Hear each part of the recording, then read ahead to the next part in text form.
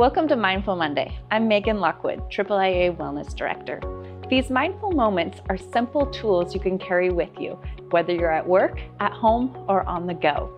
Practicing mindfulness, even for just a minute or two, can help reduce stress, improve focus, and make you feel more present in your day. We hope you enjoy these moments and continue to practice throughout your wellness journey.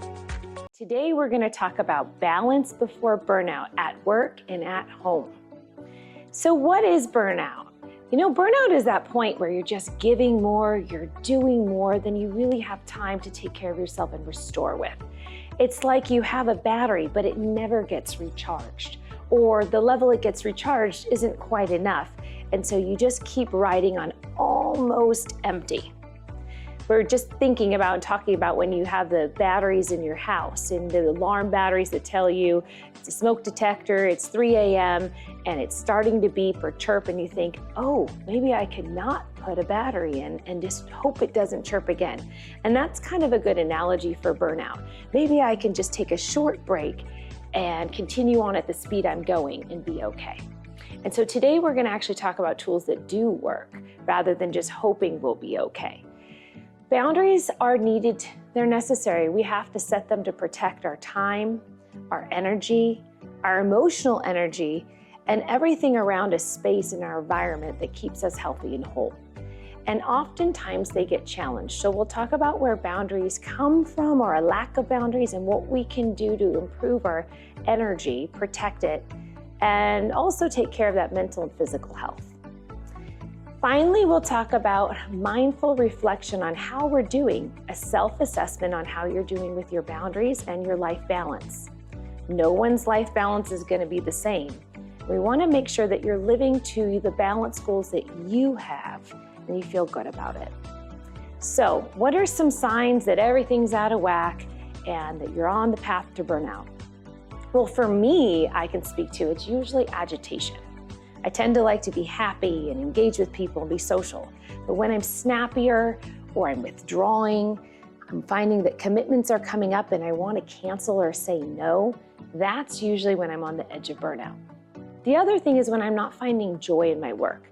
And I'm speaking to you from a checklist of qualities that we look for when we're on the road to get burned out. So when there's a lack of joy, a lack of passion with what you previously enjoyed, we call that anhedonia, that's typically a sign of burnout. When you don't feel appreciated or you don't feel like you're making headway, that also can contribute to burnout. So be mindful of these things. Notice if you're struggling to get up in the morning or get started.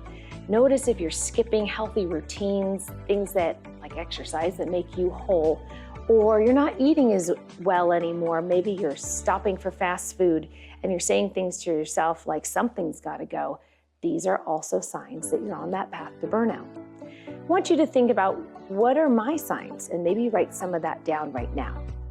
And then I'm going to encourage you to do a regular routine assessment, and we're going to call that a mindful reflection.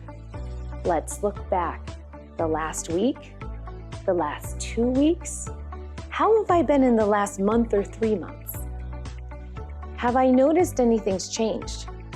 Do the people that love me and live around me comment on changes in my behavior or mood? All of this is part of that self-assessment. Then we need to look at what are energy takers and what are energy givers.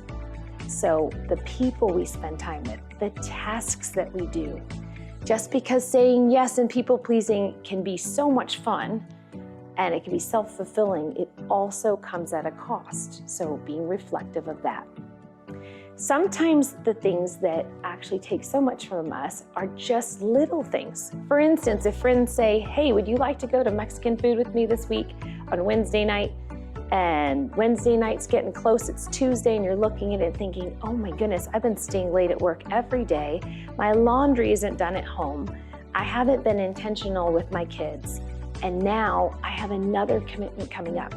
If that's the thing that's happening for you and you're worried about stealing from here, we always say robbing Peter to pay Paul, and you're not feeling good about the commitments you made, it's time to enact some boundaries. Sometimes your boundary is just saying no. Okay, no is a complete sentence, they say. Sometimes your boundary is, no and. No, I'm not going to be able to make it this Wednesday, and I really want that time with you. When's the next time in the next week or so we can get together? Watch out for no but. We want to say no and. It usually leaves us feeling a lot better about ourselves. Also, recognize if you've grown up in a family system that doesn't believe in boundaries, or you have family members that will push back when you do it.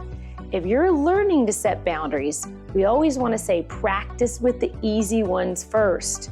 The low-hanging fruit, pick that first. The people who will respect your boundaries might even say, I get that, and allow you to set them.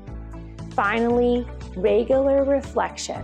And in order to do that, we need to be in a nice, calm space, a nice, calm place to evaluate how we're doing. You can take some deep breathing exercises with you, and make sure you're checking in with your actual nervous system on how you're feeling about the commitments you've made and the things upcoming, the work you do, the way that you're extended.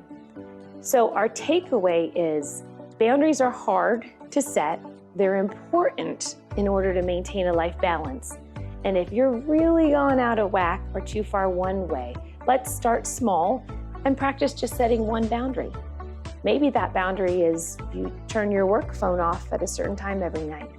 Or your personal phone needs to be charged in the bathroom and not at your bedroom so that you have a boundary with yourself and you're not looking at Facebook or Instagram or messaging anyone. Please set one little boundary today to start testing yourself and moving forward in self-improvement.